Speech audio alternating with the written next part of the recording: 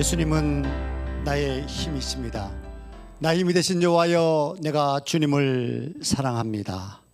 사랑하는 성도 여러분, 이번 주간은 크리스마스 주간입니다. 우리에게 이기는 힘, 그리고 승리하는 힘, 이것은요, 할 수 있다, 하면 된다, 해보자, 이렇게 하시면 다 해낼 줄로 믿습니다. 믿음으로 실천하시고 기도하시면 주변의 많은 분들에게 선한 영향력을 펼칠 수 있다고 저는 확신합니다. 아멘. 우리 크리스마스 이렇게 하면 뭐가 떠오르십니까? 어떤 생각을 하시게 되십니까? 아마 영화 가운데서 나홀로 집에라는 영화 보면 크리스마스 주제를 한 그런 영화였었습니다. 때로는 빨간 날, 때로는 연말 파티, 아니면 우리가 좋아하는 크리스마스 선물입니까? 아마 등등 여러 낱말이 아마 연상이 되고 생각이 되겠지만, 뭐니 해도 크리스마스 하면 크리스마스 트리가 저는 떠오르는 것 같습니다. 이 트리의 유래는요, 500년 전 우리 종교개혁을 했던 독일의 종교개혁자 마르틴 루틴에 의해서 시작되었다고 합니다.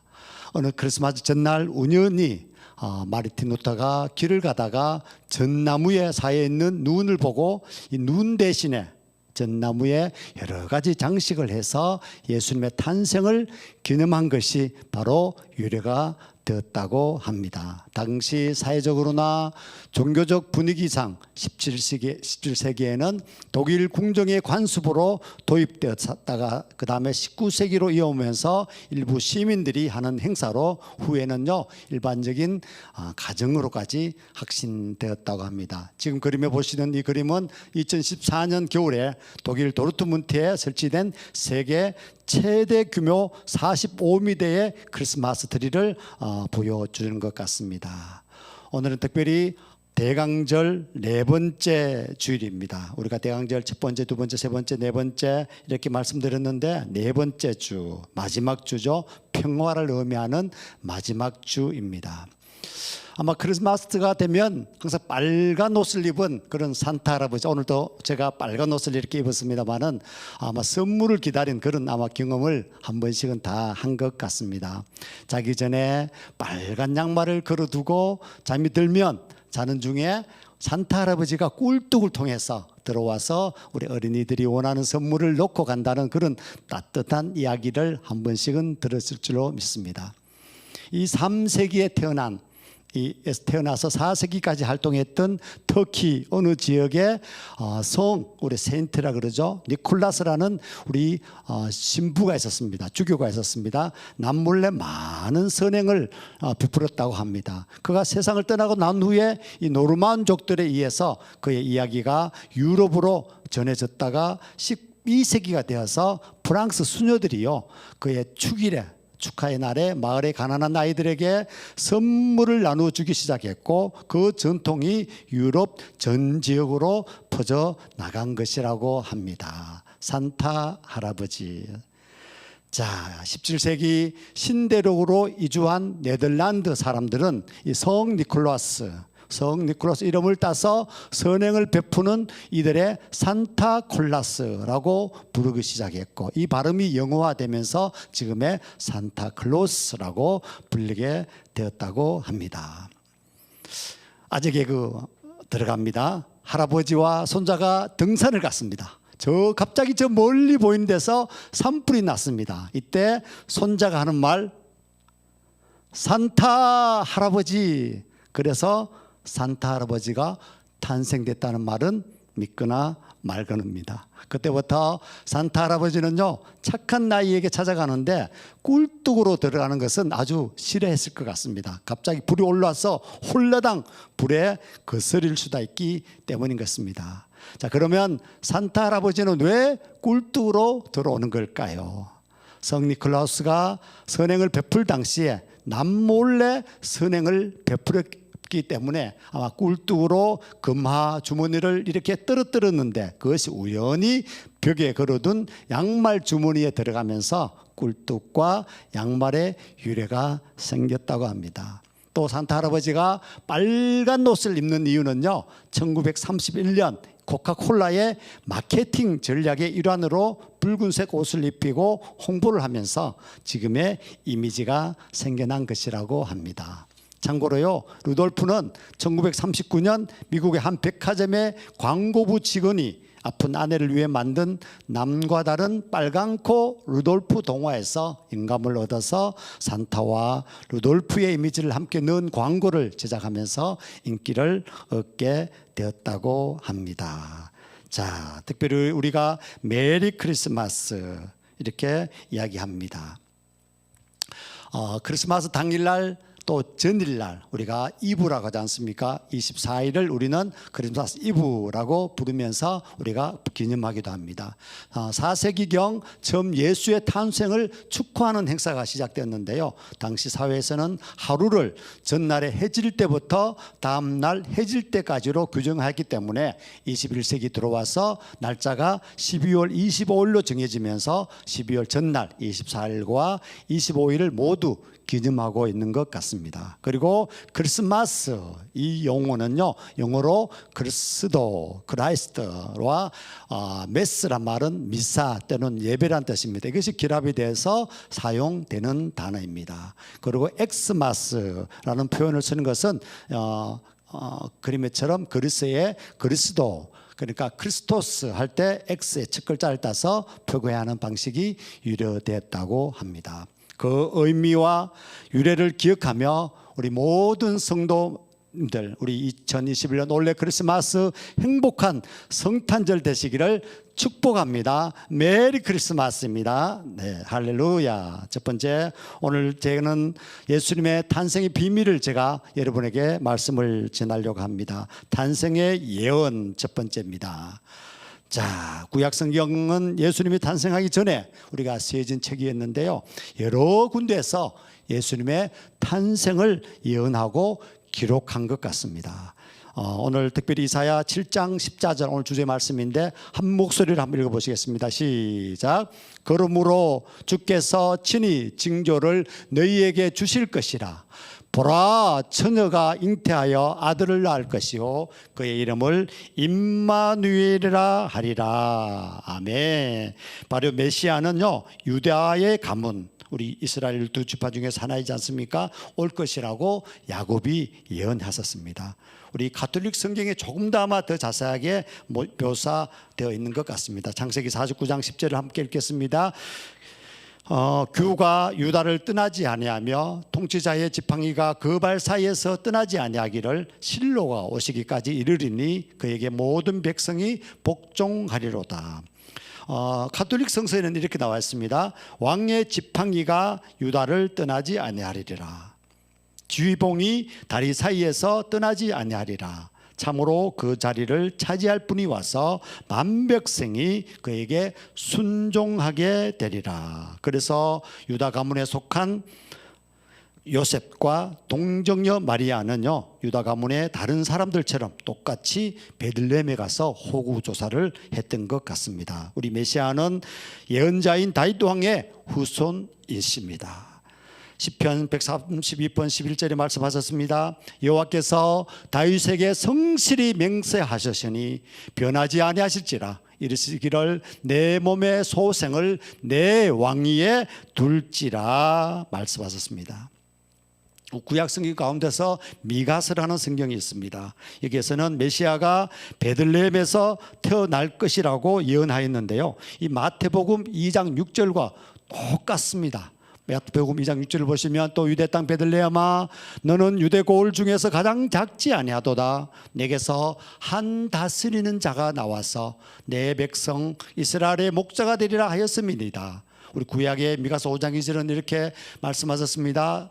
베들레헴 에브라다야 너는 유다 족속 중에 작을지라도 이스라엘을 다스릴 자가 내게서 내게로 나올 것이라. 그의 근본은 상고에 영원히 있느니라 말씀하셨습니다. 아멘.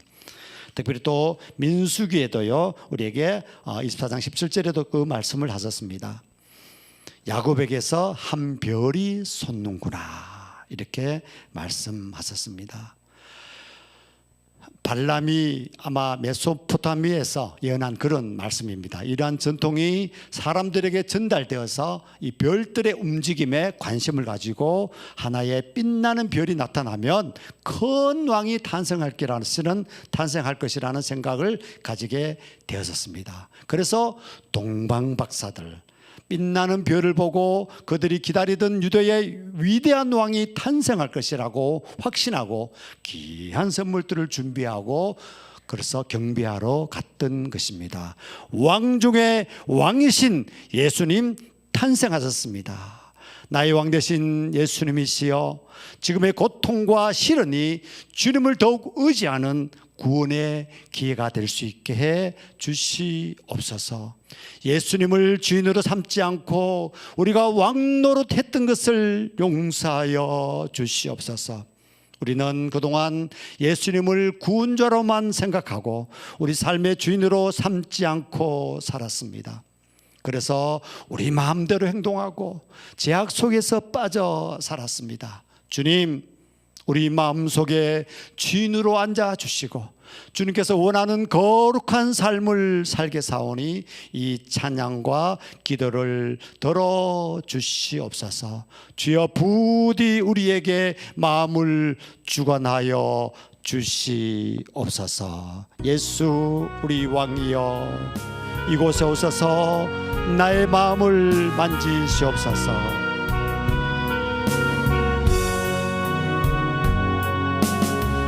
예수 우리 왕이여, 이곳에 오셔서 우리가 왕께 드리는 영광을 받아 주소서. 우리는 주님의 백성, 주님은 우리 왕이라. 왕이신 예수님 오셔서 좌정하사 다스리소서. 예수 우리 주시여, 예수 우리 주시여, 이곳에 오셔서 우리가 주께 드리는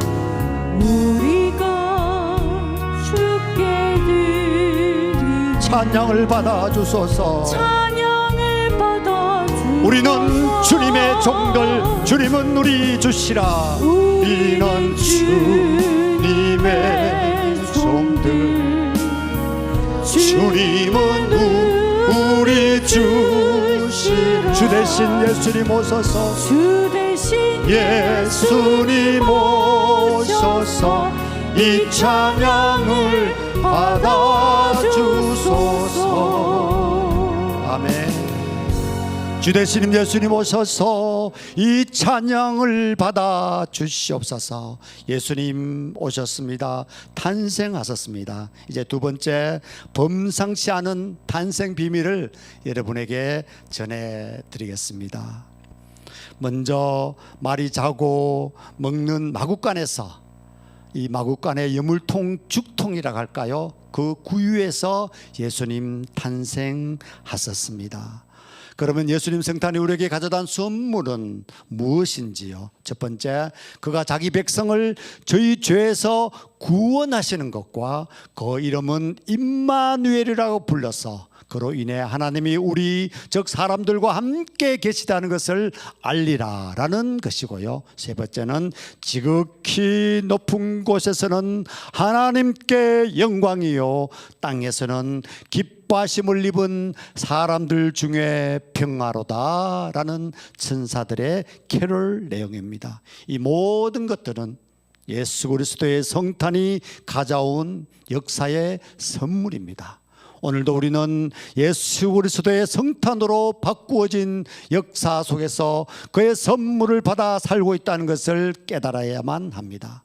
성탄은요, 인간의 역사를 옛것과 또 새것으로 구별하는 분수령이 되어 주셨습니다. 그러므로 이 변화된 역사 속에서 옛사람은 다 벗어버리시고 성탄의 역사적 선물을 기꺼이 받아들여 죄와 구별된 성결한 삶을 살아라고 명령하셨습니다.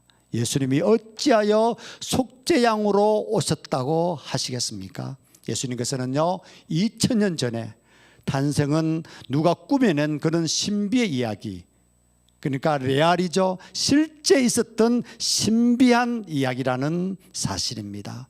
어떻게 해서 이 동방박사들이 이 몇 달 전부터 하늘의 별을 보고 별이 빛나는 대로 따라갔습니다. 어떻게 그 당시 최고의 권력자 헤롯을 만날 수 있었겠습니까? 함금과 유황과 몰약, 어마어마한 선물을 아무런 대가 없이 왜 주었을까요? 헤롯 왕도요 동방박사들의 이야기를 듣고 경배하겠다고 해놓고서는 오히려 예수를 죽이려고 했습니다. 그렇습니다. 애굽으로 피신하였다가 나사렛으로 다시 돌아온 지저스 크라이스트, 예수 그리스도. 아마 이렇게 저를 예를 들면 어떨지 모르겠습니다. 어떤 사람이 문재인 대통령에게 찾아가서 이 천안 아산에 어마어마한 인물 남대인이라는 사람이 있는데 대통령보다 더 높은 사람이다 라고 하면 믿겠습니까? 아마 무슨 허경영도 아니고요, 아마 미친 사람이라고 할 것 같습니다. 그러나 동방박사를 보내서 예수님의 탄생을 기뻐하였습니다. 마태복음 1장 17절에 말씀하셨습니다. 야곱은 마리아의 남편 요셉을 낳았으니 마리아에게서 그리스도라 칭하는 예수가 나시니라 말씀하셨습니다. 마태복음 1장 21절에 말씀하셨습니다. 아들을 낳으리니 이름을 예수라 하라. 이는 그가 자기 백성을 그들의 죄에서 구원할 자이심이라 하니라.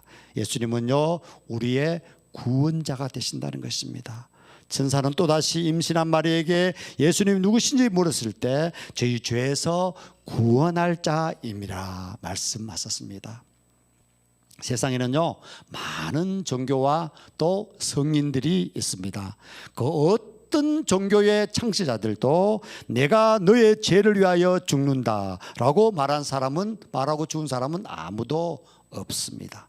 오직 예수님만이 우리를 위해서 죽으심으로 우리 죄값을 치러 주셨고요, 우리를 죄에서 구원하시는 분이셨습니다. 그것은 예수님을 소개한 세례 요한의 선포에서도 나오고 있습니다. 요한복음 1장 29절입니다. 이튿날 요한이 예수께 자기에게 나오심을 보고 이르되 보라, 세상 죄를 지고 가는 하나님의 어린 양이로다 말씀하셨습니다. 세례 요한은요 예수님을 소개할 때에 세상 죄를 지고 가는 하나님의 어린 양이라고 선포했었습니다. 우리 구약에서는 우리 양의 피를 문설주에 발라서 죄를 회개하고 죄를 용서했지만 예수님께서는 우리의 모든 죄를 지고 가는 어린 양이 되셨습니다. 하나님으로부터 인정받는 속죄양 예수님을 통해서만 죄에서 구원을 받게 된다는 사실입니다. 또한 예수님은요 하나님이시기 때문에 예수님의 구원과 도우심은 온전합니다. 마태복음 1장 23절에 말씀하셨습니다. 함께 한 목소리를 읽겠습니다. 보라, 처녀가 잉태하여 아들을 낳을 것이요 그의 이름은 임마누엘이라 하리라 하셨으니 이를 번역한즉 하나님이 우리와 함께 계시다 함이라. 아멘. 즉 예수님은 우리와 함께 계시는 하나님이시기 때문에 그분의 구원과 도우심은 바로 온전하다는 사실입니다. 사람은 아무리 사랑한다고 해도요 다른 사람을 온전히 구원하고 도울 수가 없습니다. 왜냐하면요 능력의 한계가 있기 때문입니다. 하지만 하나님이신 예수님의 구원과 도우심은 온전할 수밖에 없습니다. 또한 예수님은 참 하나님이시기 때문에 그분은 죄 없는 참 인간이시라는 사실입니다. 때때로 어떤 이들은 예수님의 동정녀 탄생을 믿지 않기도 합니다. 어떻게 처녀가 아이를 낳을 수 있느냐라고 과학자들은 이야기합니다. 이것은 사실 예수님의 신성, 오늘 홀리 디바인 우리가 찬양했습니다마는 하나님 되심을 믿느냐 안 믿느냐의 문제이라는 것입니다. 즉 예수님이 정말로 참 하나님이시라면 어떻게 사람들이 태어나는 것과 동일한 방법으로 태어나시겠습니까? 예수님은요 사람이기 때문에 마리아를 통해서 이 땅에 오셨지만 동시에 하나님이시기 때문에 성령으로 잉태되신 것입니다. 오 거룩한 밤 별빛 찬란한 밤, 이 노래는 많은 가수들이 노래했습니다. 오늘의 올드팝송 25번째입니다. 제가 약속한 50번째 딱 반이 지나가고 있습니다. 그것도 12월 25일 성탄절을 기념하는 25번째입니다. 아마 세계적으로 가장 유명한 크리스마스 캐롤이라고 하면 아마 오 홀리 나잇 한 목소리로 이야기하는 것 같습니다. 이 크리스마스 영화 나홀로 집에 이 사운드 트랙으로 삽입되었고요. 1847년에 아돌프 아담이 이 곡을 쓴 프랑스 캐롤입니다. 오늘 예배 시작 전에 아마 들려드린 세계적인 디바 마리아 캐리죠. 우리가 무라이어 캐리 이렇게 부릅니다만은 홀리 나잇 많은 가수들이 이 노래를 불렀지만 역시 우리 무라이어 캐리 버전만한 것은 없는 것 같습니다. 아마 이 노래를 들으시면서 느낌이 어떠셨는지요? 뭔가 성스럽고 거룩하며 스스로가 교묘해지게 되는 그런 느낌을 받지는 않으셨는지요? 때로는 흥분이 되고 일공할 수밖에 없는 노래라고 하면 너무 극찬인지요? 아마 소향, 때로는 루치오 파바로티, 우리나라 또 조슈미 이런 분들이 아마 세계적인 성악가들이 이 노래를 불렀는데요. 우리 방탄소년단, 요즘 BTS 정국 오빠도 아마 이 노래를 불렀던 것 같습니다. 제가 이 노래를 최선을 다해서 한번 불러보도록 하겠습니다. 오 홀리 나잇, 오 거룩한 밤, 오 홀리 나잇, the stars are brightly shining. It is the night of the dear Savior's birth.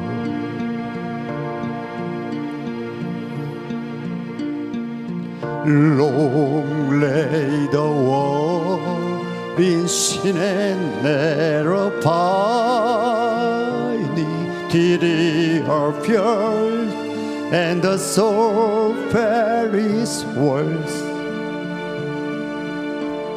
A thrill of the weary world rejoices, for yonder breaks a new and glorious morn. Fall on your lips, oh, hear the angel voices, oh, night divine, oh, night when Christ was born, oh, night, oh,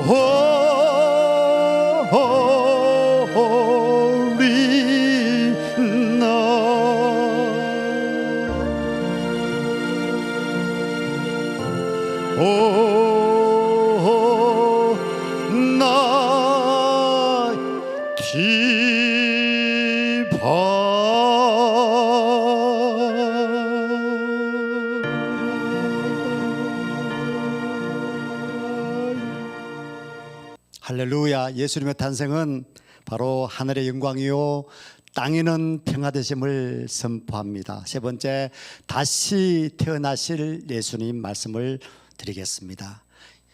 우리의 손과 발로 지은 죄를 위하여 예수님의 손과 발에는요 데못이 바뀌었습니다. 마지막에는 로마 군병의 창에 의해서 옆구리에서 마지막 피와 물 한 방울까지 다 흘리 있었습니다. 예수님의 십자가에서 비참한 죽음은 우리의 죄를 하나도 빠짐없이 머리부터 발끝까지 철저하게 온전히 다 대속해 주시기 위한 하나님의 사랑이었습니다. 그러므로 우리는 예수님을 믿고 구원을 받아야 합니다. 인류의 위대한 스승이나 성자는 많았습니다. 그들이 우리를 위해서 피 한 방울 흘리지 않았었습니다. 즉 그들은 우리의 존경의 대상이 될 수는 있지만은 우리를 죄에서 구원해 준 구원자는 아니라는 사실입니다. 두 번째, 예수님은 부활자였습니다. 요한복음 11장 25절 26절에서 말씀하셨습니다. 예수께서 이르시되 나는 부활이요 생명이니 나를 믿는 자는 죽어도 살겠고 무릇 살아서 믿는 자는 영원히 죽지 아니하리니 이것을 내가 믿느냐 말씀하셨습니다. 예수님은요 우리의 죄값을 치르기 위해서 십자가에서 돌아가신 것으로 끝나신 분이 아니라는 사실입니다. 즉 예수님은 죽은 지 사흘 만에 부활하셨습니다. 그렇기 때문에 우리는 예수님을 통하여 영원한 생명과 구원을 받게 된다는 이 놀라운 사실을 여러분 다 인정하시는지요? 즉 예수님은 우리의 죄 문제만 해결해 주신 분이 아니라 우리의 죽음의 문제까지도 해결해 주시는 분이십니다. 요한복음 3장 16절 하나님이 세상을 이처럼 사랑하사 독생자를 주셨으니 이는 그를 믿는 자마다 멸망하지 않고 영생을 얻게 하려 하심이라 말씀하셨습니다. 또한 예수님은 부활하셔서 지금도 살아계시기 때문에 예수님은 지금도 우리와 함께 계시고요 예수의 말씀과 능력은 지금도 그리고 앞으로도 영원히 유효하다는 사실입니다. 예수님은요 영원토록 우리의 구원자가 됐습니다. 히브리서 9장 22절 한 목소리 한번 읽고 보시겠습니다. 시작. 율법을 따라 거의 모든 물건이 피로써 정결하게 되나니 피 흘림이 없은즉 사함이 없느니라. 이 속죄양의 죽음과 예수님의 죽음에는 조금 차이가 있는 것 같습니다. 우리 속죄양의 죽음으로 죄를 용서받는 것은 한계가 있었습니다. 왜냐하면요 이 제물이 짐승이었기 때문에 한계가 있었고 제사를 주관하는 제사장도 죄 많은 인간이기 때문에 한계가 있었던 것 같습니다. 히브리서 10장 10절에 말씀하셨습니다. 이 뜻을 쫓아 예수 그리스도의 몸을 단번에 들이심으로 말미암아 우리가 거룩함을 얻었노라. 17절에 말씀하셨습니다. 또 저희 죄와 저희 율법을 내가 다시 기억하지 아니하시라 하셨으니 이것을 사선적 다시 죄를 위하여 제사 드릴 것이 없느니라 말씀하셨습니다. 그러므로 이제는 죄를 위하여 다시 속죄 제사를 드릴 필요가 이제 없게 되었습니다. 오직 우리를 위하여 영원한 속죄 제사를 드리신 예수님을 믿기만 하면 죄와 죽음으로부터 구원을 얻을 수 있게 되었습니다. 오늘날요 많은 사람들이 성탄을 축하하고 있는 것 같습니다. 아마 세상 사람들이 더 크리스마스를 기뻐하고 즐기고 있는 것 같습니다. 코미디에서도 흰 눈 사이로 썰매를 타고 달릴까 말까 달릴까 이렇게 코미디로 연출되기도 하고요. 그러나 이 예수님의 탄생을 해마다 반복되는 축제로만 여긴다면 아무 의미가 없습니다. 오늘 우리가 예수의 탄생을 축하하고 기뻐해야 하는 가장 큰 이유는 우리들을 죄와 죽음의 세력에서 해방시켜 주실 구세주로 이 땅에 탄생하셨기 때문입니다. 말씀이 되신 하나님은 육신을 입으시고 우리 가운데로 오셨습니다. 그리고 몸소 십자가의 희생 제물이 되셨습니다. 그러므로 우리에게 생명과 평안을 허락해 주신 예수 그리스도를 마주 대하고 예배를 드리는 것입니다. 우리는 진정한 크리스마스를 찾아야 합니다. 미국의 어떤 심리학 교수가 약 40명의 학생들에게 단어 연상 테스트를 실시했다고 합니다. 아마 즉 크리스마스라는 단어를 주고 생각나는 것을 하나씩 적어보라고 한 그런 심리 테스트였었습니다.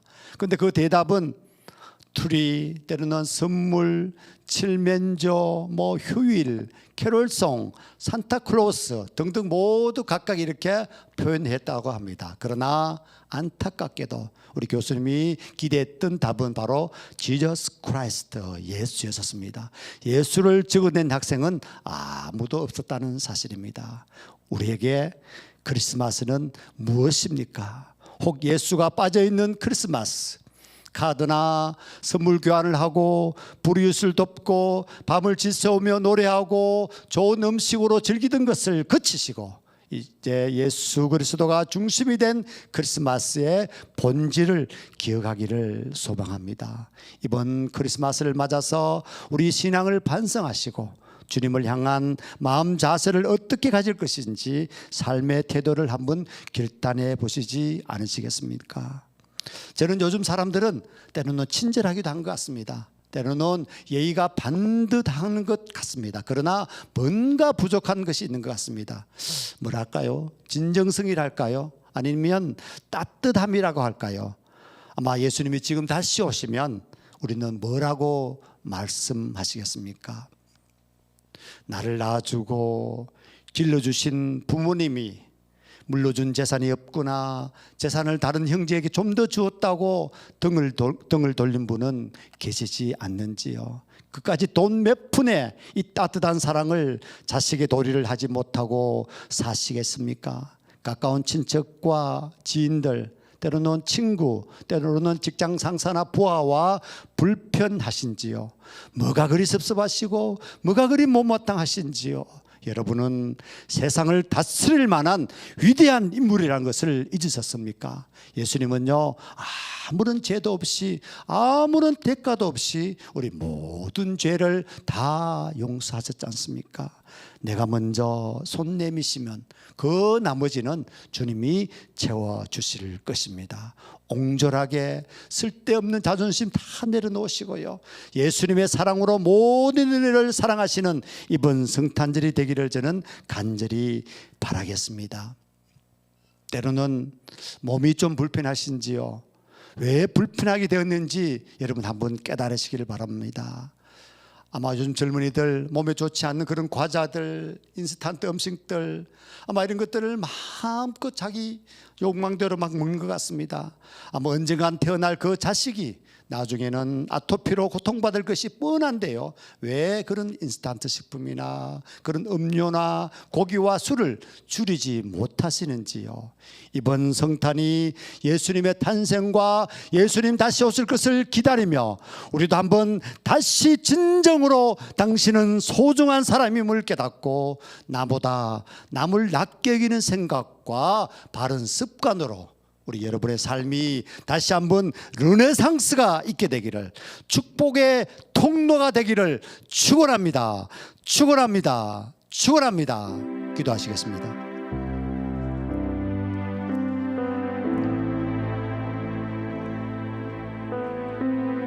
그러므로 주께서 친히 징조를 너희에게 주실 것이라.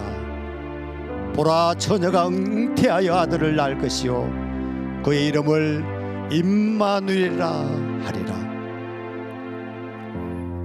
BC 기원전 약 735년에 이사야 선지자는 이 임마누엘을 최초로 선포하였습니다. 그 예언은 무려 735년이 지난 유대 땅 베들레헴의 한 작은 마국간에서 성취되어졌습니다. 예수님께서 인류를 멸망받을 죄에서 구원하시기 위해 아기 예수님으로 탄생하셨습니다. 임마누엘은 하나님이 친히 사람의 몸을 입고 탄생하시어 사람들의 친구가 되어주신 사건임을 깨닫게 하여 주시옵소서. 이제 우리들은 하나님의 사랑, 긍휼, 겸손, 희생, 용서를 실천하겠습니다. 성탄을 맞이하는 우리들이 맺어야 할 삶의 열매가 되게 하여 주시옵소서. 주님, 내 삶에 임마누엘 하시옵소서. 이 팬데믹 시대에 대림절을 맞이하여 우리 힐링교회 성도들과 우리 파워처치 가족이 말씀 묵상과 기도를 통해서 강하고 담대하게 우리 여호와 하나님을 기다리게 하여 주시옵소서. 다윗은 그의 평생에 하나님의 인도하심을 구하여 믿음으로 살아왔습니다. 하나님이 그를 내 마음에 합한 자라고 여긴 이유도 그의 평생에 여호와의 선하심을 갈망하여 자신의 삶을 전부 맡겼기 때문입니다. 물론 그도 인간인지라 바세바를 범한 실수를 저지르기도 했지만 그의 인생을 전체로 놓고 볼 때 하나님을 향한 신실한 마음만은 변하지 않았다는 것을 인정합니다. 오늘 우리에게 필요한 것이 있다면 다윗처럼 강하고 담대하게 여호와의 선하심을 기다리게 하여 주시옵소서. 예수님의 탄생을 통하여 우리 삶이 다시 한번 리버스 재탄생하게 하여 주시옵소서. 하나님의 백성이 모인 믿음의 가족들이 가장 해야 할 일은 하나님의 가치관과 동시에 굳세고 담대하게 하나님의 선하신 뜻이 이루어질 것을 신실하게 믿으며 기다리게 하여 주시옵소서. 우리를 향한 하나님의 선하신 뜻이 있으며 이루리라 확신합니다. 대림절 기간 잠잠한 기다림의 묵상 속에서 우리의 믿음을 더욱 견고하게 다져가길 소망합니다. 전능하신 하나님, 우리가 다윗처럼 신실한 마음으로 하나님의 선하심을 확실하게 믿고 기다리게 하여 주시옵소서. 지치고 상한 우리의 심령을 강하고 담대하게 하여 주소서. 세상의 도전과 세찬 비바람에도 무너지지 않는 우리의 믿음 되게 하여 주시옵소서. 예수님 이름으로 기도드리옵나이다. 아멘. 아멘.